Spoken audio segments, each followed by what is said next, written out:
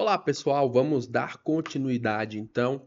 Vamos trabalhar aí o tópico que está presente no seu edital sobre a aplicação da lei penal. Aí tem aplicação da lei penal no tempo e no espaço, tempo e lugar do crime, interpretação da lei penal, analogia e retroatividade, conflito aparente de normas penais, né? Esse é o tópico que nós vamos trabalhar hoje aqui, tá bom? Para você que está acompanhando aqui no ao vivo, eu quero desejar aí uma boa tarde para todo mundo. Vamos começar aí esse 2026 em alto nível, treinando com questões, né? Eu quero muito, muito mesmo, passar aí o concurso do TJ, receber uma mensagem sua dizendo que você foi aprovado, principalmente quando sair sua nomeação, tá? Tudo feito com objetividade, com dedicação, para que você seja aprovado nesse concurso aí do TJ, tá? E para você que quer uma revisão ainda mais objetiva, tem o meu material por apenas R$ 9,90, onde eu fiz aí um raio-x, né, um verdadeiro raio-x com as questões da banca. E é importante citar que as questões, né, a análise, elas foram feitas com questões da FGV somente de cargos de analista judiciário, tá? Um total de 151 questões analisadas. E ali eu tirei a quantidade, né, os tópicos mais cobrados, quais foram as súmulas, quais foram os artigos, e tem resumos também, tá? Então é um raio-x e também resumo, por apenas R$ 9,90 para ajudar você nesse processo de reta final, tá? Tá um valor bem, assim, simbólico mesmo, tá? É um valor extremamente simbólico para você, tá bom? R$ 9,90 hoje em dia no concurso público não paga algo desse tipo, tá? Então aproveitem essa condição, esse valor que vai ficar até o dia, né, da sua prova, tá bom? O link está aí na descrição aqui desse nosso vídeo, tá bom? Então vamos lá, vamos para as nossas questões. Acompanhe aqui comigo. Para quem está acompanhando aqui no ao vivo, né?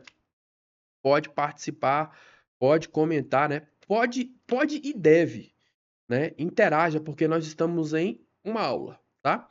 Então, olha só. No dia 10 de janeiro de 2024, Pedro, nascido em 12 de janeiro de 2026, né? Desfere ali 3 disparos de arma de fogo contra o seu desafeto, Marcos, né? Com a intenção de matar. Marcos é socorrido e fica internado em coma induzido. No dia 15 de janeiro de 2024, Pedro completa 18 anos. No dia 20 de janeiro de 2024, Marcos não resiste aos ferimentos e vem a óbito. Considerando as normas do direito penal sobre o tempo do crime, é correto afirmar que Pedro. E essa questão aqui, né, até me lembrou muito uma aula que eu vi há muitos anos, né, uma aula do professor Evandro Guedes sobre direito penal, né? Então, parece até que eu descrevi aqui uma situação que ele apresentou em uma de suas aulas, né? Então, olha só. Questão de número 1. Vamos lá. Considera-se imputável e responderá por crime de homicídio, pois a consumação ocorreu quando ele já era maior de idade. O momento da consumação importa para a prescrição, mas não para a imputabilidade. Considera-se inimputável e responderá por um ato infracional, pois o Código Penal adota a teoria da atividade. O Código Penal, no artigo 4, adota a teoria da atividade para definir o crime, né? Considera-se praticado o crime no momento da ação ou omissão, ainda que outro seja o momento do resultado.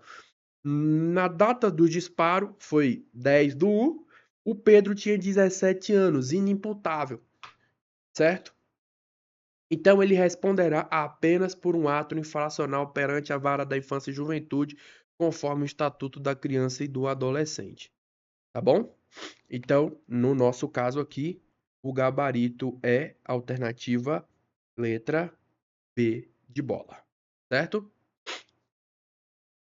Considera-se imputável, pois o Código Penal adota a teoria do resultado para fixar a imputabilidade. O CP, ele não adota a teoria do resultado para o tempo do crime, certo? Considera-se imputável, pois o Código Penal adota a teoria da ubiquidade, considerando tanto o momento da ação quanto do resultado. A teoria da ubiquidade, ela é adotada para o lugar do crime, artigo 6º, e não para o tempo. Responderá por homicídio tentado como um ato infracional e homicídio consumado como crime em concurso formal. No caso aqui, né, o crime é um só, então aqui não tem nada a ver. Então, gabarito é a alternativa letra B de bola. Questão de número 2. Olha o que diz aqui a questão de número 2. João e Maria associaram-se de forma estável e permanente para a prática de tráfico de drogas, mantendo em depósito uma grande quantidade de entorpecentes em um galpão. A associação criminosa teve início em janeiro de 2023. Em junho de 2023, entrou em vigor uma nova lei penal que aumentou drasticamente a pena mínima para um crime de associação para o tráfico. A dupla foi presa em flagrante e a atividade cessada apenas em dezembro de 2023. No momento da sentença, o juiz deverá aplicar a lei antiga, né, mais benéfica, em respeito ao princípio da irretroatividade da lei penal mais gravosa. Olha só, nesse caso aqui, na questão de número 2, a irretroatividade, ela protege fatos já consumados e encerrados antes da lei nova. No crime permanente, o fato ele ainda está acontecendo. Então não aplica aqui, nesse caso está errado a letra A. A lei nova, pois a permanência do crime se estendeu até a sua vigência. A súmula 711 do STF. Lei penal mais grave aplica-se ao crime continuado ou ao crime permanente se a sua vigência é anterior à cessação da continuidade ou da permanência. Como o crime de associação para o tráfico, né, é permanente, aqui o depósito também de drogas, né, é permanente, a conduta ela se protrai no tempo, porque eles continuam cometendo o crime durante a vigência da lei nova, né? Então, eles escolheram continuar delinquindo sob a nova regra. Então, aplica-se a lei mais grave aqui nesse caso. Letra B é a nossa resposta. Uma combinação das duas leis, aplicando a pena base da lei antiga e as causas de aumento da lei nova. É vedado a combinação de leis de acordo com a súmula 501 do STJ, tá? Por isso que não é a resposta C, não é a correta. Lei antiga, né? A lei antiga, pois o dolo de se associar surgiu sob a vigência da lei anterior. O dolo ele se renova a cada momento da permanência, tá? Lei nova, mas com a redução de pena.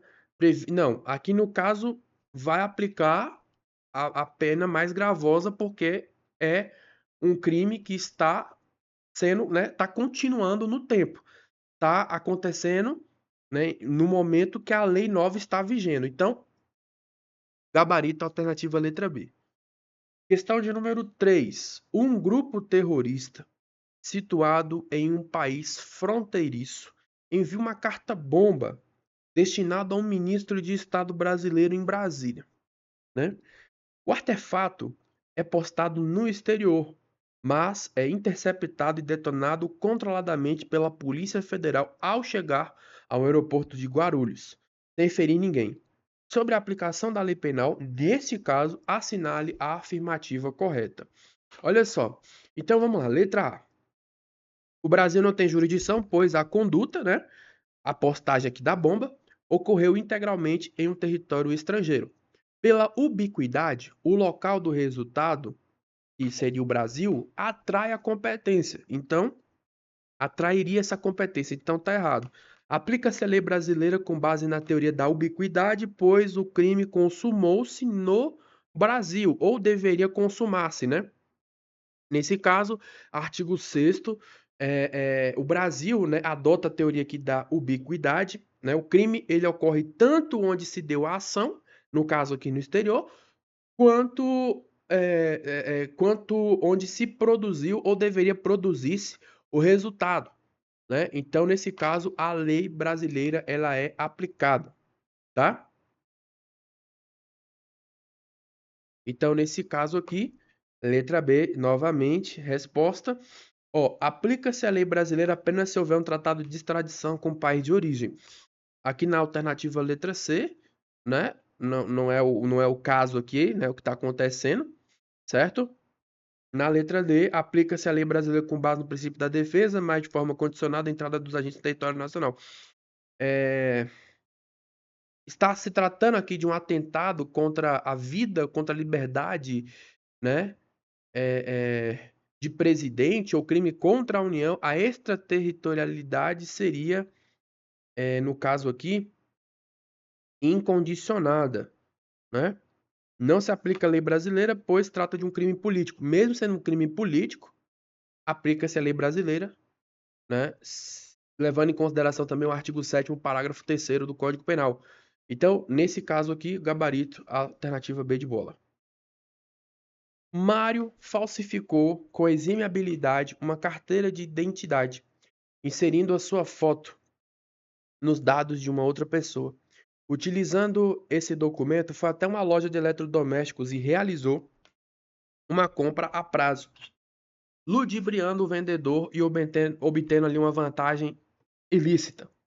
Após a compra, Mário guardou o documento falso em casa, sem a intenção de usá-lo novamente, onde foi apreendido pela polícia dia depois. Considerando a jurisprudência do STJ, Mário responderá por falsificação de documento público e estelionato em concurso material, falsificação de documento público e estelionato em concurso formal, apenas falsificação de documento público, pois é crime mais grave que absorve o estelionato, apenas o estelionato, pois o falso, né, exauriu-se na fraude, sem mais potencialidade lesiva, apenas o uso de documento falso. Olha só, na questão de número 4 aqui, nós temos como base a súmula 17 do STJ, quando o falso se exaure no estelionato, sem mais potencialidade lesiva, é por este absolvido, né?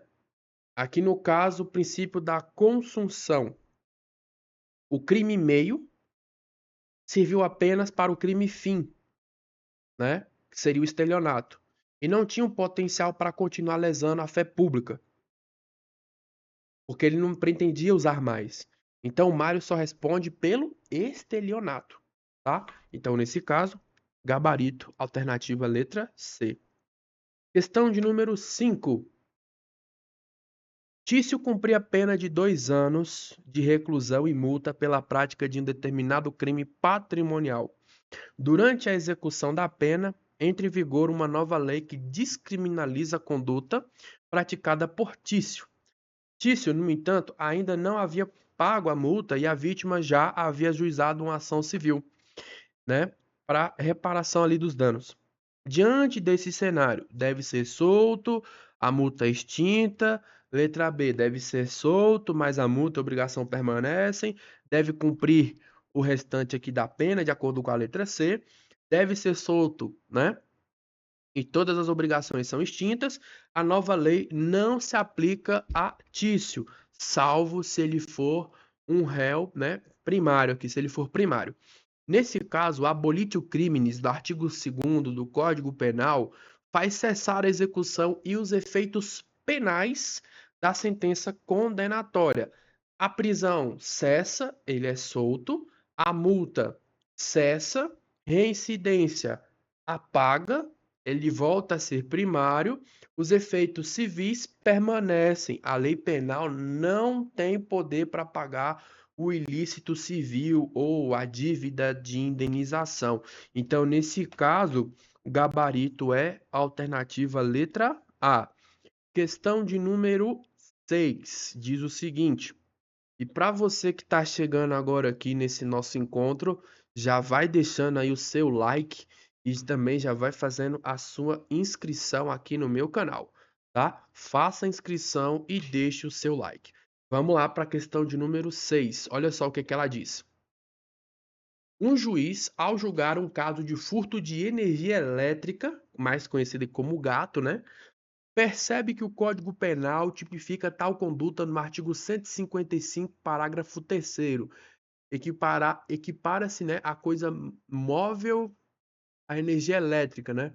Em outro processo, o mesmo juiz se depara com um caso de furto de sinal de TV a cabo. Como não há um artigo específico equiparando o sinal de TV à coisa móvel, o juiz aplica o 155 por semelhança e condena o réu. A conduta do magistrado teria o princípio que veda interpretação extensiva, interpretação analógica, analogia in bonam parte, in malam parte ou interpretação progressiva. Nesse caso aqui, o juiz ele utilizou a analogia, é utilizar uma lei de caso semelhante para preencher uma lacuna, certo? Ele fez isso para prejudicar, para condenar o réu. Isso é uma analogia in malam partem, o que é proibido no direito penal pelo princípio da legalidade. Se não há uma lei definindo o sinal de TV como uma coisa móvel, o fato ele é atípico, segundo a jurisprudência ali majoritária do STJ, né? Embora haja algumas divergências no STF para fins de teoria da analogia, né? Então, nesse caso, gabarito aqui seria a alternativa letra D. Questão de número 7. Olha só.